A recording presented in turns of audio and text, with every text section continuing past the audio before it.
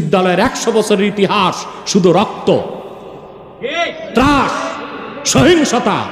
আমার দৃষ্টিতে ছাত্র রাজনীতি বাংলাদেশে সংসদে আইন করে নিষিদ্ধ করা উচিত। ছাত্র কিসের রাজনীতি করবে?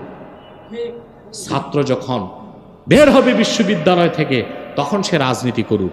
ছাত্র জীবনে সে যদি, আরে ভাই সহজে বুঝেন, আগে তো সেনাবাহিনীতে আপনি ভর্তি নেবেন, ঠিক না? তারপর ট্রেনিং আছে না, লাগবে। আমার দেশে ব্রিজের জন্য বাজেট হয় 34,000 কোটি টাকা। সারা দেশের বাজেটে শিক্ষার জন্য কয় টাকা বাজেট আছে আপনি জানেন? আমেরিকাতে বিশ্ব সেরা 6টা ইউনিভার্সিটি আমেরিকাতে। কোথায়? শুধু স্ট্যামফোর্ড ইউনিভার্সিটির বার্ষিক ব্যয় হচ্ছে বাংলাদেশের টাকায় 10,000 কোটি টাকা। আপনি শুনলে অবাক হবেন, ঢাকা বিশ্ববিদ্যালয় পৃথিবীর র্যাঙ্কিংয়ে পৃথিবীর 1200 বিশ্ববিদ্যালয় সিরিয়ালে নাই। 1200 বিশ্ববিদ্যালয়ের পরে ঢাকা বিশ্ববিদ্যালয়ের ঘোরাফেরা করে সারাদিন গাঞ্জা খায়। কি খায়? এগুলোর কাছে এই নাস্তিক যেগুলো ছাত্র মৈত্রী করে বিশ্ববিদ্যালয়ের আশেপাশে, এগুলোর পকেটে কলম পাইবেন না, গাঞ্জার পোটলা পাইবেন। আর যেটি আরো খতরনাক, ওগুলোর আরেক পকেটে পিস্তল পাইবেন। নাম দিয়েছে ঢাকা বিশ্ববিদ্যালয়কে প্রাচ্যের অক্সফোর্ড। ছি ছি ছি। ব্রিটেনের লোক আইসা যদি দেখে ঢাকা বিশ্ববিদ্যালয়ের নাম দিচ্ছে প্রাচ্যের অক্সফোর্ড, তো ওরা যে অক্সফোর্ডের নাম বদলাই দিবে।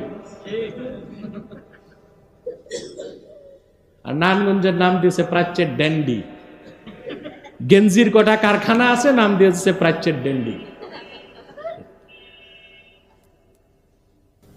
আপনি শুনলে অবাক হবেন, ঢাকা বিশ্ববিদ্যালয় পৃথিবীর র্যাঙ্কিংয়ে পৃথিবীর 1200 বিশ্ববিদ্যালয় সিরিয়ালে নাই। 1200 বিশ্ববিদ্যালয়ের পরে ঢাকা বিশ্ববিদ্যালয়। আমরা স্মার্ট বাংলাদেশ দরকার নাই, আমরা 3 বেলা পেট ভরে খেতে চাই।